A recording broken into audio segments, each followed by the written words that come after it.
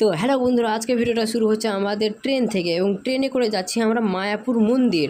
মায়াপুরে গিয়ে আমরা কি কি দেখেছি এবং কিসের ভিডিও করেছি সব কিছু দেখাবো আমি এই ভিডিওর মাধ্যমে। তো গাইস, এখন বর্তমানে আছি আমরা একটা ব্যারিজে, লেকিন এই ব্যারিজটার নাম কি আছে সেটা আমি জানি না। আপনারা যদি জেনে থাকেন তাহলে কমেন্টে বলে দেবেন। কিন্তু এখানে এসে একটা জিনিস দেখলাম, এখানে যে সব জলগুলো যাচ্ছে সেই জলগুলো দেখতে অসাধারণ লাগছে এবং কোনো রাতে জল যাচ্ছে এবং কোনো রাতে যাচ্ছে না, কিন্তু জলটি দেখতে অনেক অসাধারণ লাগলো। তারপর আমরা একদিক থেকে অন্যদিকে যেয়ে দেখছি এখানে একটা ব্যারেজ বনছে এবং এই ব্যারেজের ওপর দিয়েও মনে হয় ট্রেনই যাবে আশা করি, সেটা আমি বলতে পারবো না। আপনারা যদি পারেন তাহলে বলে দেবেন কমেন্টে। তো চলো এগুলো সব ইগনোর করে আমি ডাইরেক্ট চলে যাচ্ছি মায়াপুরে প্রবেশ করার সঙ্গে সঙ্গে আমরা প্রথম দেখলাম এই একটা মন্দির, যেটাকে একটা ছোটখাটো মন্দির আছে, কিন্তু এখানে মানে বেশিরভাগ শুধু মন্দির আছে। আর হ্যাঁ, মন্দিরের সামনে যেসব ডিজাইন করা আছে সেই ডিজাইনগুলো মানে অসাধারণ ডিজাইন আছে। যে ডিজাইন করেছে আমি তাকে ভাই মানে প্রণাম করে জানাবো, এত সুন্দর সুন্দর ডিজাইন করেছে। আর হ্যাঁ বন্ধুরা, এই ভিডিওটা আমরা সকালবেলা করছি, কারণ কালকে রাত্রি 11টার সময় আমরা রুম ভাড়া পেয়েছিলাম। 9টায় এসেছিলাম এবং 11টাতে রুম ভাড়া পেলাম। তারপরে হাঁটতে হাঁটতে এই মন্দিরটা আমরা দেখলাম। এই মন্দির সাধারণ হতে পারে কিন্তু ভিতরে অনেক ভালোই ছিল।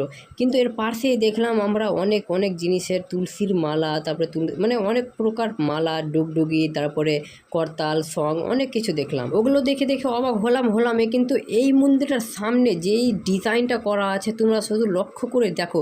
এই ডিজাইনটা মানে কি সাধারণ মানুষের পক্ষে অসম্ভব, একবারে অসম্ভব। এই ডিজাইনটা দেখে আমার মাথা ঘুরে গেছিলো।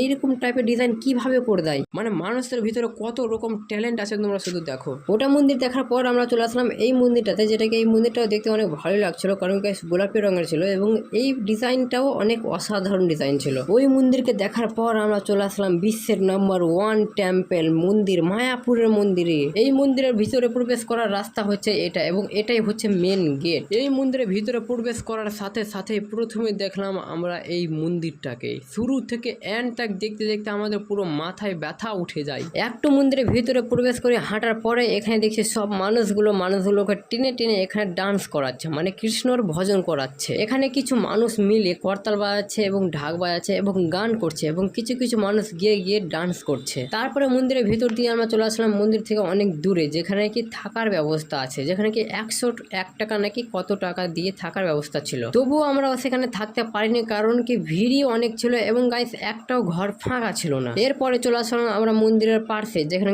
পার্ক রকম একটা জায়গা আছে। এখানে তো অনেক ভালো লাগলো, অনেক, সত্যি বলতে গেলে অনেক ভালো লাগলো। আর হ্যাঁ, তোমাদেরকে এতক্ষণ থেকে যে মন্দিরটা দেখেছিলাম সেই মন্দিরটা এখন পর্যন্ত চালু হয়নি, কারণ ওই ভিতরে প্রবেশ করার নিষেধায়, কারণ কি ওটা চালুই হয়নি।